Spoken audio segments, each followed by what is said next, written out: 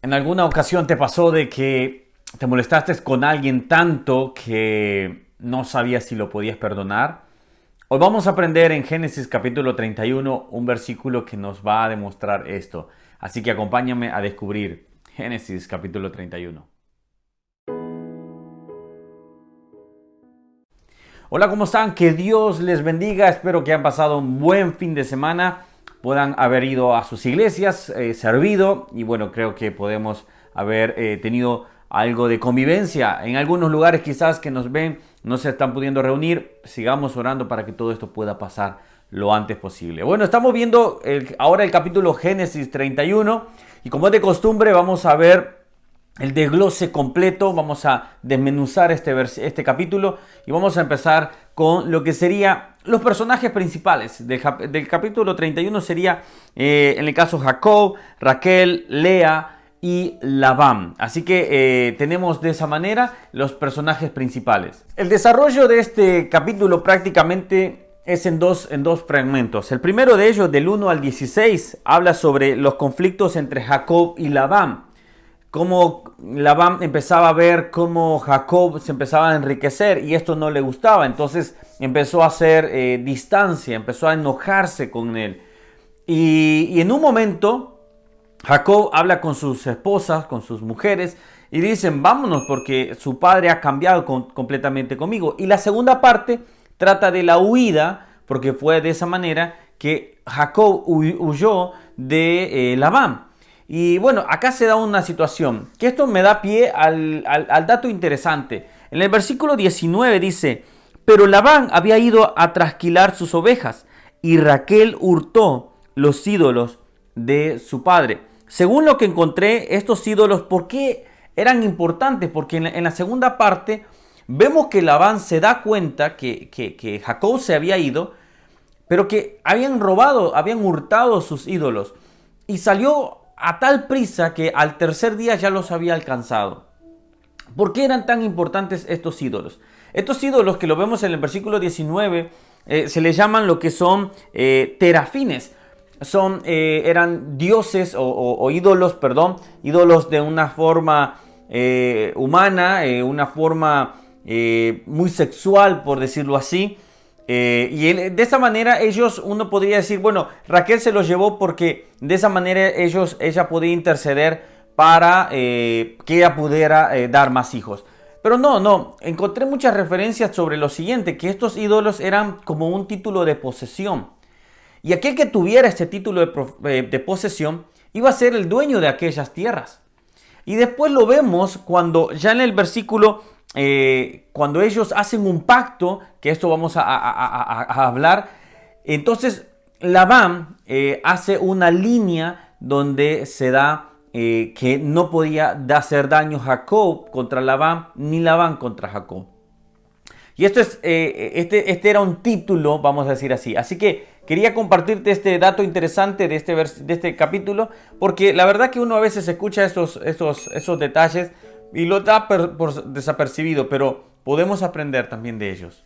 Ahora vamos a pasar a la reflexión del día de hoy. Así que quiero que me acompañes al versículo de 31 al versículo 52, que dice de la siguiente manera: testigo sea este majano y testigo sea esta señal, que ni yo pasaré de este majano contra ti, ni tú pasarás de este majano, ni de esta señal contra mí, para un mal. Labán, habíamos dicho que se había enojado muchísimo. Labán había perseguido a su yerno con sus hijas, los había perseguido porque quería prácticamente matarlo. Prácticamente estaba fuera de sí. Unos versículos antes, Dios le habla a Labán y le dice, mira que no hables contra Jacob de una manera desmedida, de una manera totalmente fuera de sí. Dios estaba protegiendo a Jacob porque sabía la intención de Labán. Pero Labán estaba tan enojado que de esa manera él iba atrás de Jacob. Ahora, cuando vemos de este punto y vemos unos versículos más adelante donde Labán empieza a buscar esos ídolos, donde empieza a tratar de encontrarlos para tener esa posesión. Y él viene y no los encuentra. Entonces Jacob se enoja y le dice, ¿por qué has hecho esto contra mí? Pero al final ellos hacen un pacto.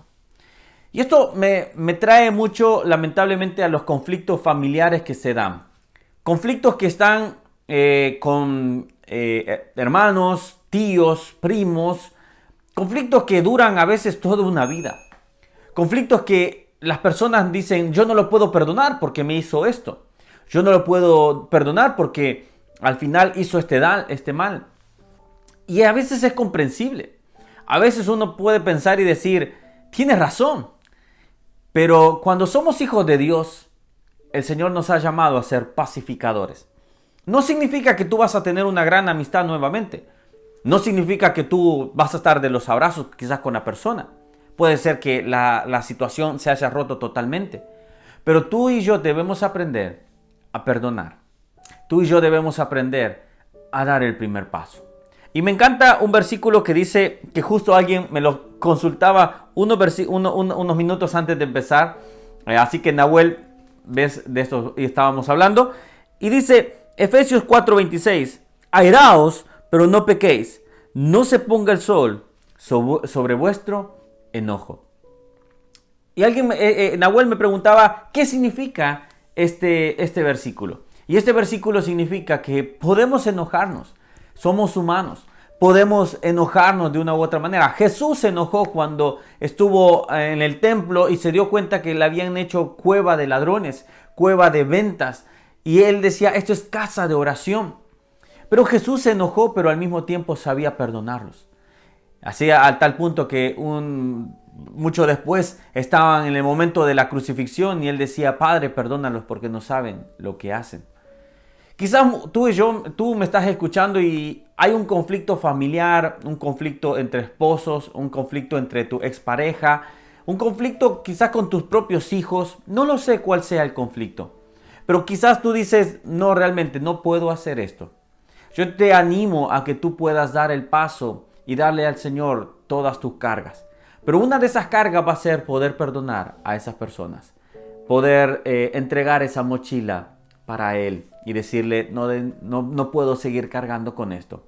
Él quiere cargar a aquellos que están cansados, pero también dice que nosotros, o nos insta que nosotros debemos entregar nuestras cargas. Y esto me da ese pie. Labán hizo ese pacto. Qué lindo fuera que con aquella persona que tú estás quizás enojada, puedas hacer un pacto donde puedan poner las cosas a cuenta, puedan simplemente blanquear la situación. Y quizás no van a seguir con esa relación, no van a seguir quizás, pero puedan saber hacer un pacto como hizo Labán con Jacob. Aunque Labán estaba muy enojado, pudo perdonar, pudo solventar esta situación. Y al final terminó bendiciendo a Jacob, a sus hijas y a sus nietos. Creo que este es el momento en que Dios nos llama para que nosotros podamos hacer pactos de paz con aquellos que estamos enojados. Pactos de paz. Sabes, para poder crecer espiritualmente tienes que entregar tus cargas. Pero una de esas cargas va a tener que ser también cómo poder perdonar a esas personas. Espero que podamos hacer pactos de paz y ser pacificadores para heredar el reino de Dios. Gracias por escuchar esta reflexión, este devocional. Yo creo que estamos aprendiendo de cada uno de ellos y creo que Dios nos va hablando en cada. Así que déjame tus comentarios qué fue lo que te bendijo de este devocional y espero poder verte el día de mañana. Que Dios te bendiga. Nos vemos.